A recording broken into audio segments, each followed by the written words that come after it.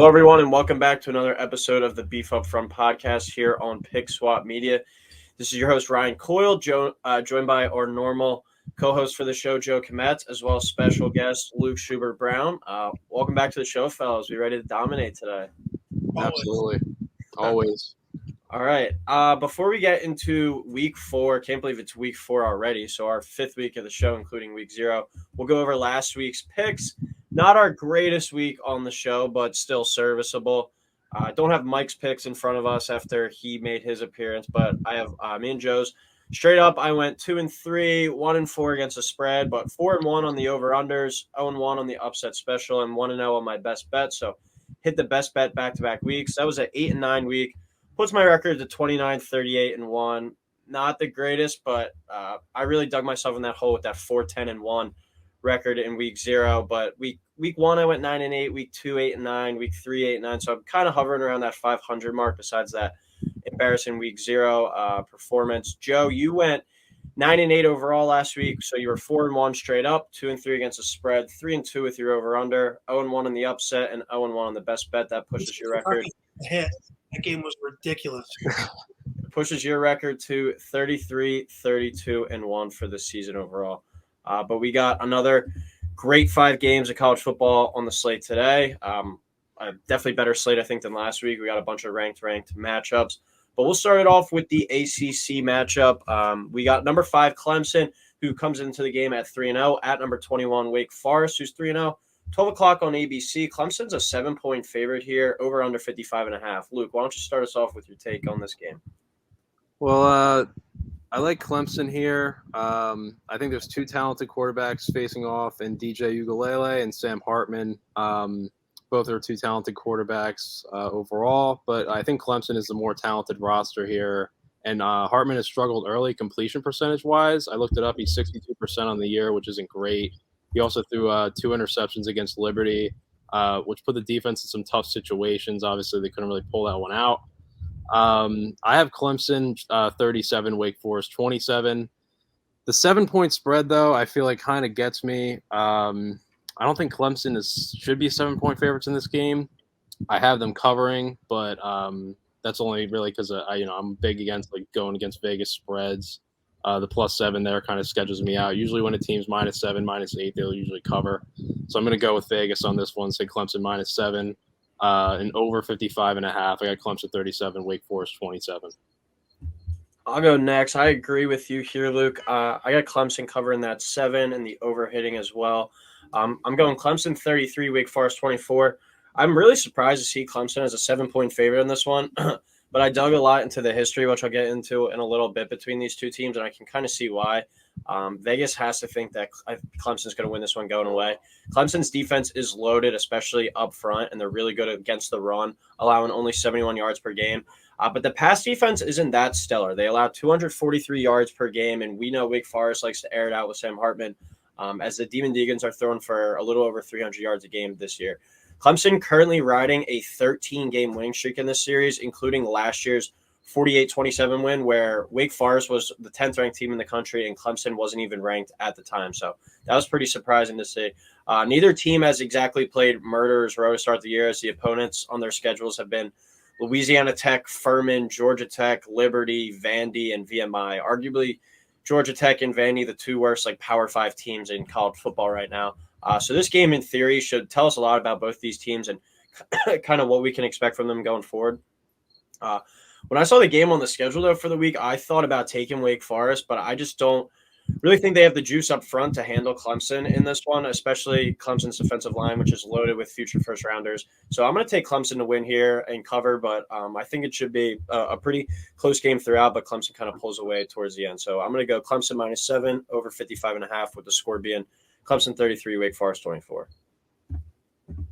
I know I say this a lot about teams that aren't, big-time names, but this might, at least in my lifetime, our lifetime, guys, is the biggest Wake Forest regular season game ever.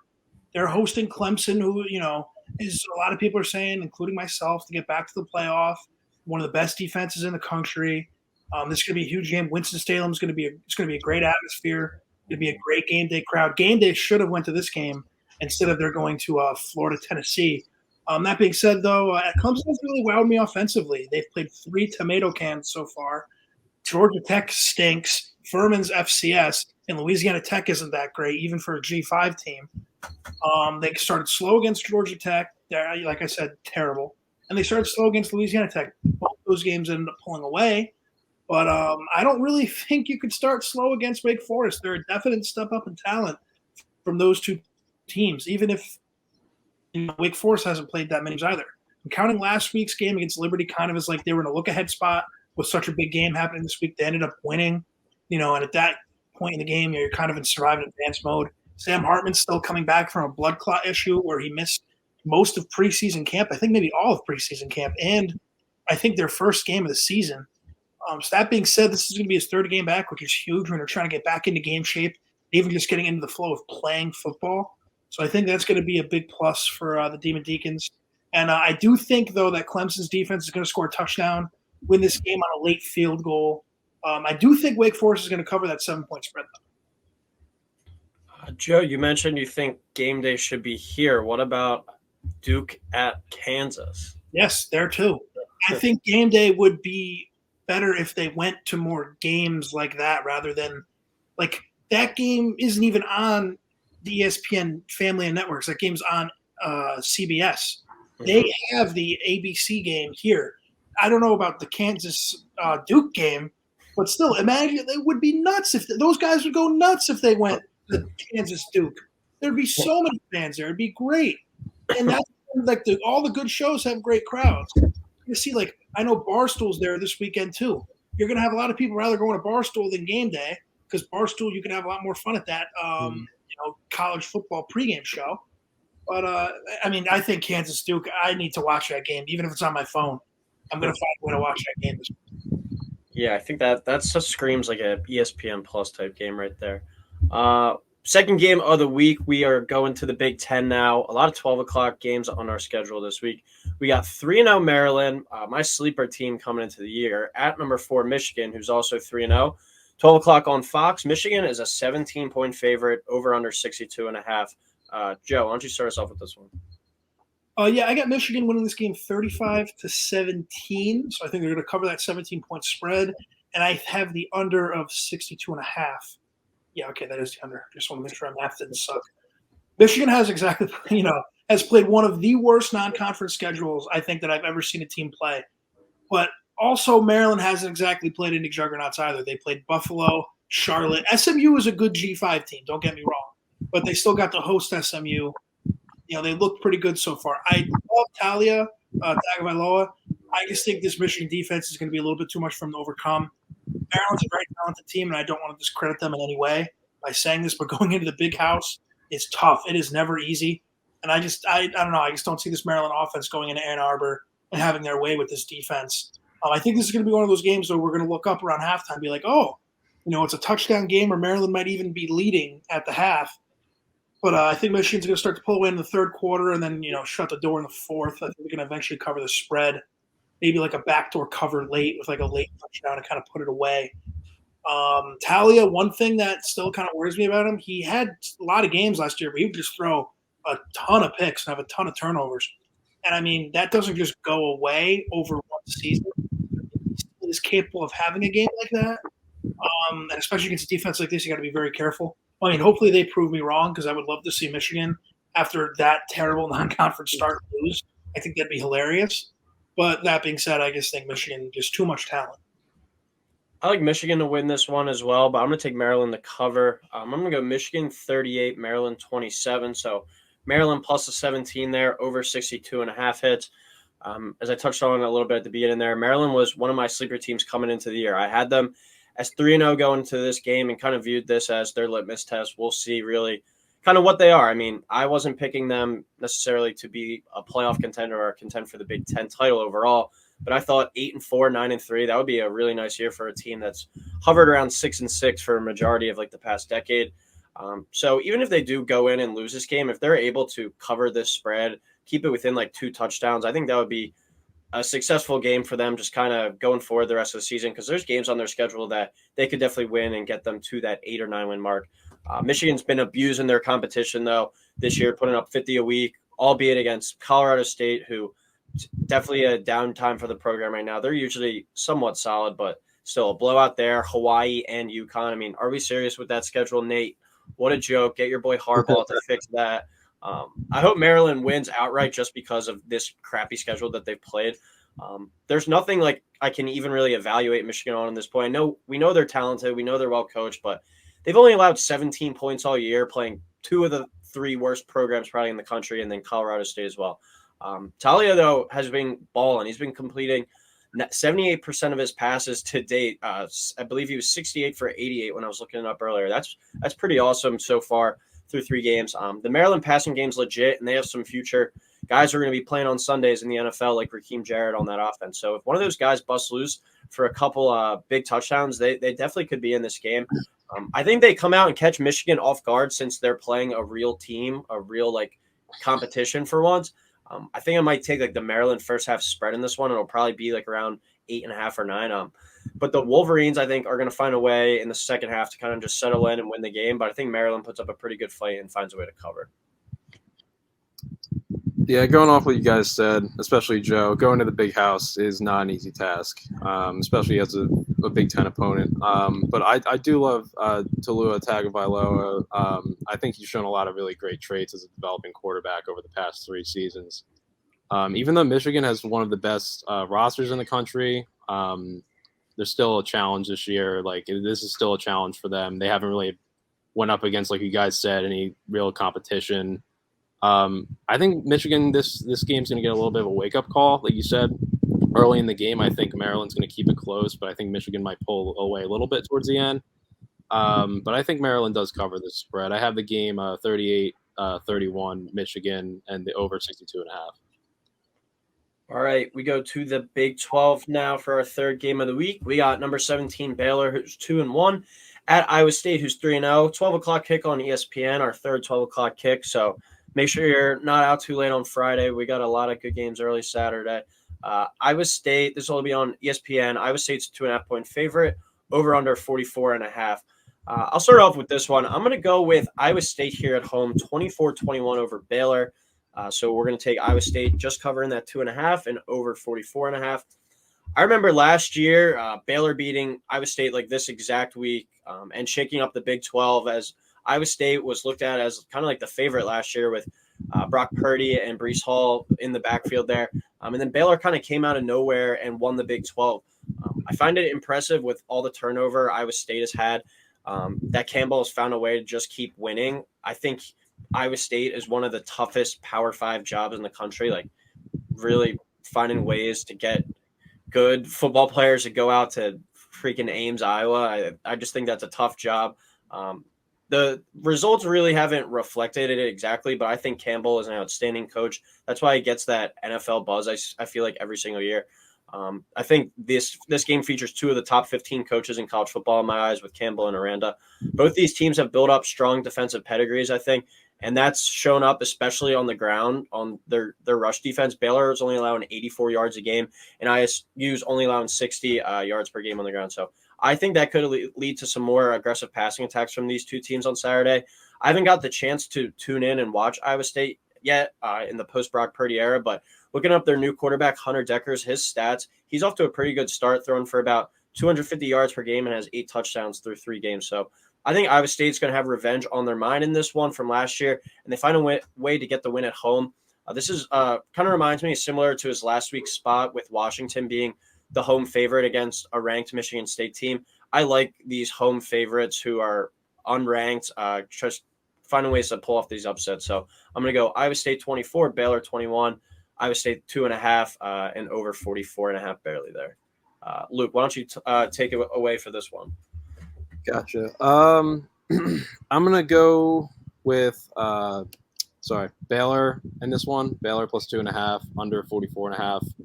I feel like this is a must-win game for them. 2 weeks removed from that loss to BYU.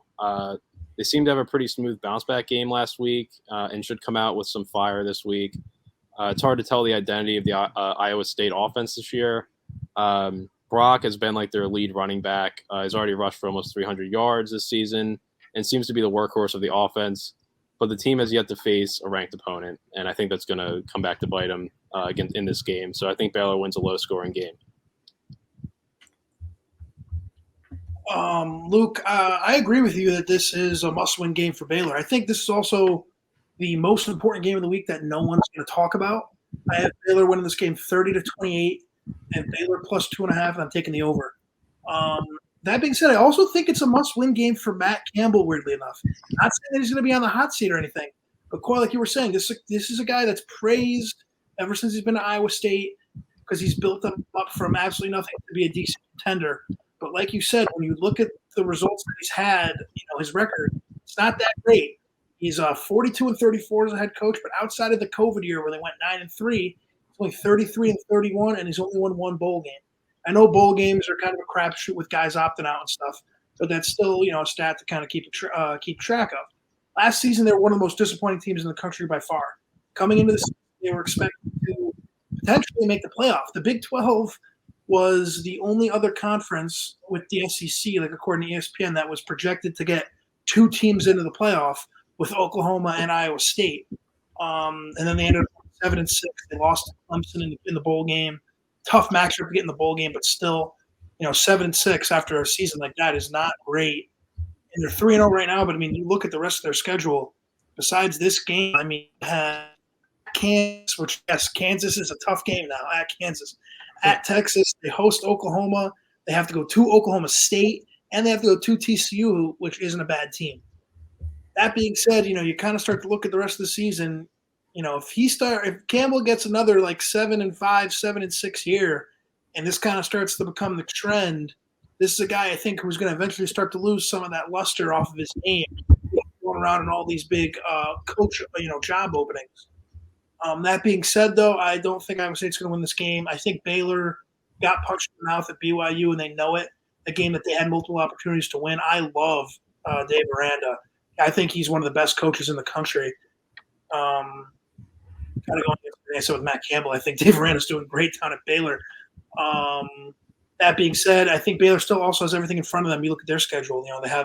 They get a lot of the good teams of the Big 12 coming to them. They kind of luck out this year with the pendulum how it goes every other year. So I think Baylor's going to win this game. Like I said, 30-28. Going to be a great game.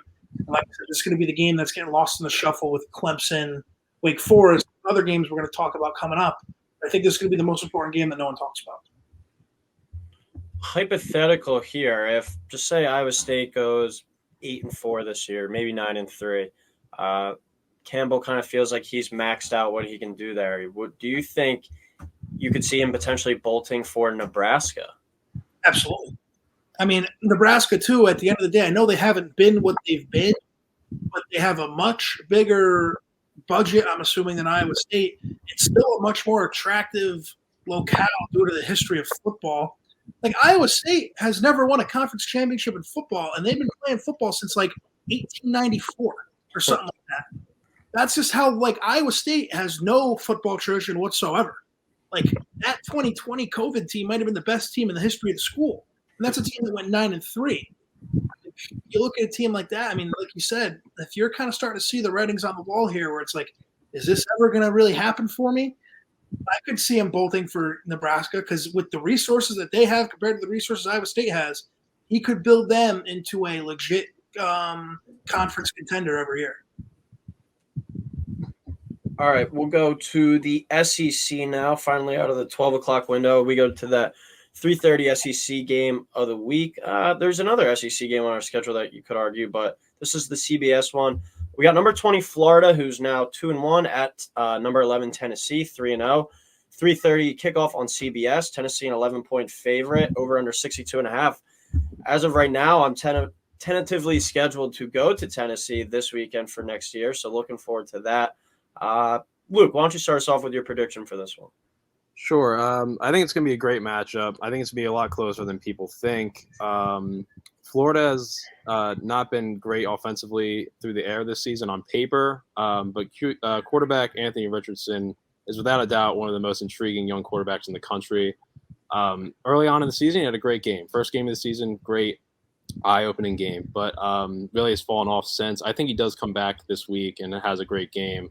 But on the opposite sideline, Tennessee has been one of the most sound teams in the country. in terms of like offense and defense, in terms of like working well together. But they have one major flaw, and that's penalties. 24 penalties over the last 3 games, which is nothing you want to see as an offensive or defense. If Tennessee cannot limit these penalties and Florida remains like resilient and takes advantage of the penalties, I think the Vols are in for a rude awakening.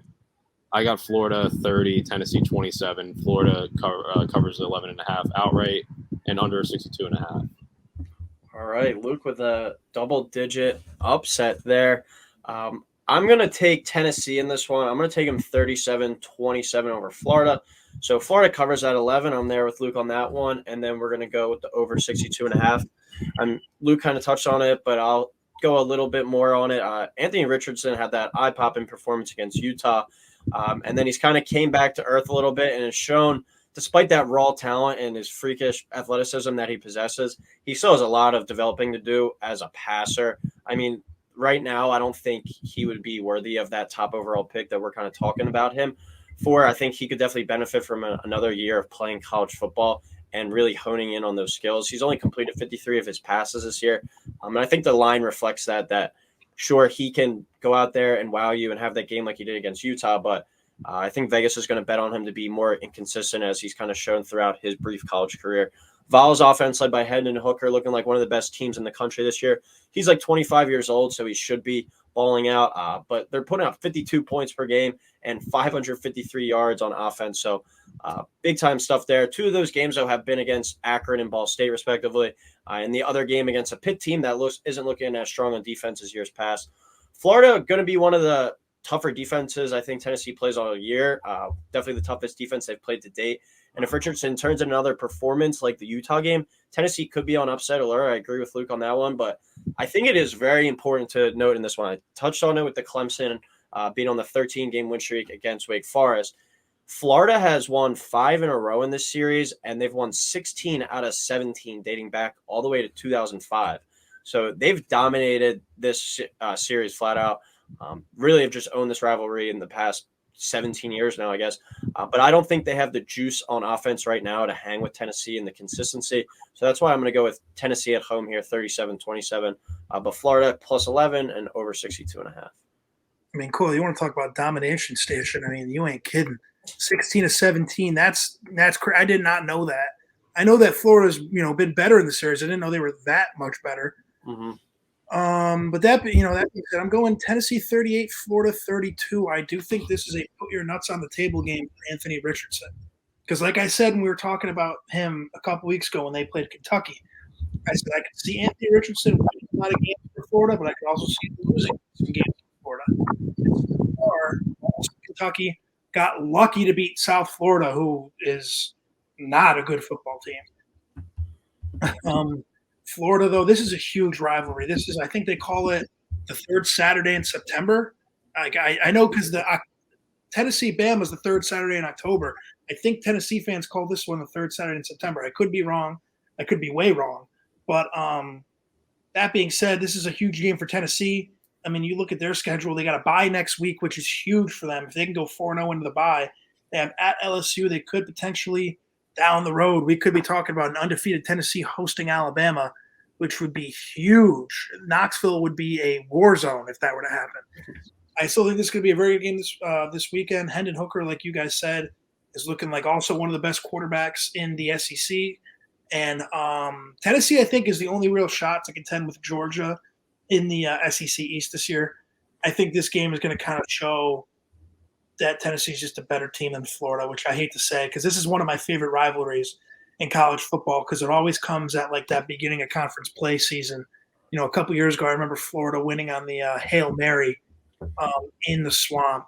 They've had some, last-minute wins where they've pulled out games that they had no business winning. That being said, though, I just think Tennessee's too good. Like you said, Coyle, offensively just more consistent. Anthony Richardson is, I think, going to have his best game since the Utah game. I think he's going to look a lot better. He's going to make some plays that people go, oh, my gosh, like how is this guy not being talked about for the Heisman? But then you're going to see his other games and you're like, ooh, there's a reason why he's kind of like Dr. Jekyll and Mr. Hyde. And I think that's just going to end up being a downfall for the Gators here. So, Joe, when you said you might be way wrong or you might just be wrong, what's the difference in that? I don't know. Way wrong is like not that at all. Wrong is like it involves the word September or like the third. Like that's kind of where I'm at. All right. Let's see if we're way wrong on our predictions for our last game. We got number 10 Arkansas, who is 3-0. This is a neutral site game at Cowboy Stadium, but they're playing number 23 Texas A&M, who's 2-1. 7 o'clock kick on ESPN. A&M comes in as a 2.5-point favorite, over under 48. I'll start it off here. I'm taking Arkansas on this one, 24-17 to win outright. So Arkansas plus 2.5, under 48 there. I think it's important to note that this is a neutral site game. If this was at A&M, I think I would lean them just because they have the advantage of Kyle Field, one of the bigger stadiums in the entire nation. Reverting back to what Mike said, though, on last week's show, this A&M offense looks pretty archaic, and it's pretty embarrassing that they're only finding ways to put up like 17 points per game, and they only put up, I believe, 30 on Sam Houston State, despite all the dominating recruiting they've been doing over the past few years. The defense, though, has been dominant, only allowing 8.7 points per game. I just don't trust them in this spot. They're not a team that I'm willing to put money on. I'd rather fade them. Despite their good scoring defense, they are allowing a little over 150 yards per game on the ground. And Arkansas has a nice back in Raheem Sanders, who's averaging a little over 6.6 yards per carry. And they have dual threat QB KJ Jefferson, who's really good around the end zone. They like to use him a lot on quarterback powers and whatnot. So if they find a way to incorporate his legs into the game, I think that'll make it even more difficult for A&M. I'm not worried about Arkansas's offense in this one either against A&M's defense. Jefferson's a really experienced quarterback, and we've seen him time and time again show up over these past 2 years. I think they should be able to move the ball and muster up at least 24 points right now, and I don't think Texas A&M and their offense is capable of doing that. So that's the reason I'm going to take Arkansas outright in this one. So plus the 2.5 and then under 48. What about you, Joe? What are your thoughts on this matchup? I actually have A&M winning this game 28-17, kind of just flipping all the reasons you just gave. I love this A&M defense. I think, after they got embarrassed against App State at home, they came back against Miami. They only limited the Hurricanes to 9 points. I think Tyler Van Dyke is a better quarterback than KJ Jefferson is in terms of throwing the football. KJ Jefferson does have that dual threat ability, which I think is going to be that's going to kind of be the key to the game. If they can contain him from running around a lot, I think A&M is not going to struggle that much with this Arkansas offense. That being said, though, I mean, now it's going to be Arkansas winning by 40. Now that I've said all this, but I'm going to take way wrong there. This would be way wrong. I'm going to take A&M minus 2.5. I think the under is a very good bet, though, because I just think defensively, even if A&M is losing this game, they're not going to let Arkansas go 40. How about you, Lucas? Well, I'll say this. Betting on a team that paid App State $1.5 million to lose is just absurd. But, I mean, I think A&M comes out with a chip on their shoulder. I can't see them not wanting to get back into that top 10 conversation. And you have an opportunity to do it right now. Arkansas is top 10 ranked team, and you're at home. So I think A&M rightfully wins this game 17-14. So it's going to be a low-scoring game, but I do love this Texas A&M defense, as Joe touched on. But A&M wins at 17-14, and they kind of crawl their way back up that ranking a little bit after that embarrassment to App State. All right, so Luke takes A&M minus 2.5 and under 48. Now we'll move on to our best bet.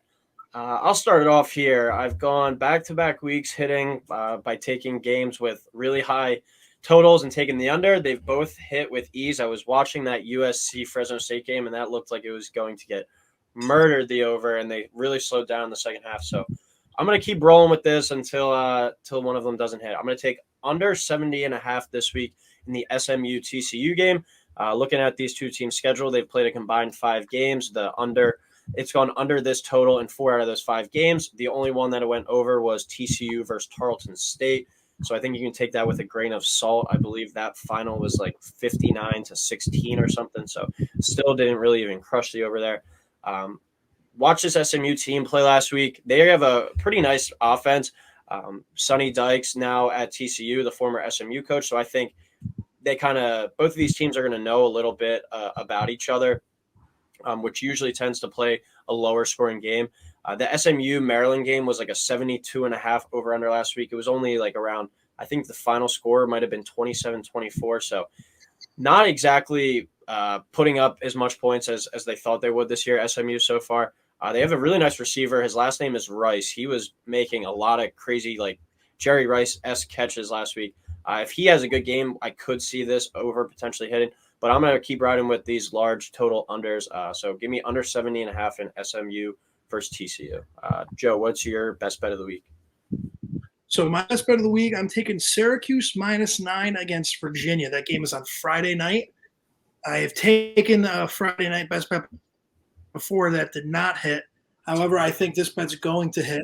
Virginia is not a good football team. They lost all of their offensive line from last season to this year, and that's showing so far. I mean, they only beat Richmond 34-17. They got smoked at Illinois, and Illinois isn't exactly known for their offensive prowess. They lost 24-3. They only beat Old Dominion 16-14, and I believe they needed a score late to – they rallied in the final minute. They had a field goal at the buzzer. So, going to Syracuse. Syracuse is a decent football team. They're going to probably be 5-0 going into a game where they're hosting NC State. So that being said, I think Syracuse is going to kind of show the nation and, a ESPN game Friday, 7 o'clock, nationally televised that, hey, we're a pretty good football team. You got to start paying attention to us here in upstate New York. I'm going to go with Utah versus Arizona State over 53.5. When it comes to betting, I feel like the best thing you can do is try to get value for your bets. And I feel like if this is a -110, I'm not too sure it is, -115 maybe. But over 53.5, I think Utah can do that by themselves. I think their offense is good enough to drop 54 points against an Arizona State team whose defense is just not very good on paper, at least for the last 3 matchups that I saw. So I'm going to go over 53.5 in that game. All right, and now we move on to our upset special. Let's go in reverse order on this one. Luke, take us away. Going off the Florida-Tennessee game, I like Florida money line. I do. I think Florida does come out with a little bit of a vengeance here. I think Richardson definitely shows what he can be from that Week 1 game that he had. It was really impressive, but he obviously fell off the past few weeks. But I think he does have a bounce-back game here and shows the country on national television what he's all about. And Florida wins this game. Joseph? I am going Washington State over Oregon. They host the Ducks. The Ducks are coming in there 6.5-point favorites, Oregon is. Just want to say with 2 of my 3 best bets that are upset specials that had spreads, because Week 1 I just picked the UNLV. They didn't have a spread at the time we recorded. The spread twice. That includes last week. So even if Washington State doesn't pull it out, I think plus 6.5 is very good. Is a very good bet. That being said, though, they are hosting Oregon. Oregon's coming off of a massive win against BYU. It's kind of my theory I've been talking about earlier in the season where, a team gets a big win. They're out partying a couple of days. They might not have the best week of practice. Kind of overlooking this Washington State team. Bo Nix is a very inconsistent quarterback throughout his entire career. Like I said, I just love betting against Bo Nix, even if I lose money doing it. We used to love Bo Nix, Joe. I know. I talked about that in one of the No, I heard one of the last week. I think you said it. You and I loved him. thought he was the next Brady. We really did. But that being said, I'm going to take Washington State to get the upset at home. Going to be a great crowd up there in Pullman, and going to be a great game to watch. It's on Fox at 4 o'clock on Saturday. I was tempted to take that one as well. A few shows that I've listened to this week likes Washington State to cover there. And I think that's going to be when they're like good at sports, like their crowds get pretty riled up. Yeah, they are. I'm sorry, 25 on FanDuel. That's the money. Continue. They like travel well and stuff. They always have that flag at College Game Day. They're just I think they're really passionate about their team. So I think that'll be a really cool atmosphere up there. My upset special this week, my moneyline dog. I'm going to go with Rutgers versus Iowa. We don't usually curse on this show, but Iowa fucking blows. I mean, watch them last week against Nevada. I mean, it's like pulling teeth watching them. They're so bad. And I also saw today that over under in that game right now is like 34.5. If that sticks, it is the lowest total in like the modern era of college football. So I think I might even take it. But Rutgers being 7.5-point dogs here, they're 3-0. When's the last time Rutgers football had the chance to go 4-0 like at home? I think this is a great spot for them. There should be a pretty good crowd down there if people really, care about the program. Chance to go 4-0 and beat a Big Ten rival, at least covering that 7.5. I just don't think I'm just not confident in Iowa to like get a touchdown. As dumb as it sounds, they got 23 last week, but that was against Nevada, who is one of the worst teams in the country this year. And that was in a game where they delayed it. They finished the game at 3 a.m. because of lightning. Yep. Yeah. They kept lightning and they kept delaying the game. We were watching it at Westchester, and we were just calling for them to end it because we had Nevada plus like 23, and they were down by like 10. We were just like, just call it. But yeah, we're gonna go with Rutgers this week. So to sum it up, our best bets: I'm going under 70.5 in SMU TCU. Joe's got Syracuse -9 versus Virginia. Luke's got Utah, Arizona State over 53.5, an upset special. I'm taking Rutgers over Iowa. Joe's taking Washington State over Oregon. Luke's got Florida over Tennessee. Plus 315 on FanDuel, by the way, for that Florida over Tennessee, for those who are wondering. And then our last game that we'll touch on for the week, we got UMass versus Temple. Temple, 9.5 point favorite. Do they cover that game, yes or no? Well, Luke, you'll be beef up live at the game, right? Yeah, I'll be there. I'll be scouting that game. I think Temple covers, honestly. Temple played a great game last week against Rangers. Speaking of UMass, shout out Tyler Rudolph. Safety there, went to Penn State, played Pop Warner with him. He was a 4-star recruit, transferred over to UMass. So shout out Tyler Rudolph. And Coyle, for that lightning delay, someone from our company was scouting that game, and they had to stay the whole time till like they didn't get home till like 4:30 or something. They said it was crazy. What about you, Joe? Temple cover 9.5? I mean, dude, UMass is a special kind of awful. I can't wait for that UMass UConn game later in the year. But I think you gotta take Temple. Temple's what? 1-2? 1-2. Put up a fight against Rutgers. Yeah. They put up a good fight against Rutgers. It was a good game. This might be the last chance they have to win a game this year. Gotta go with the Owls. All right, we'll all ride Temple -9.5 there. But that'll do it for the college football show for week 4. Any last second comments before we head out, boys? That's All right. good. It's been a pleasure. All right, they don't put the bench press at the 50-yard line. We'll talk to you next week.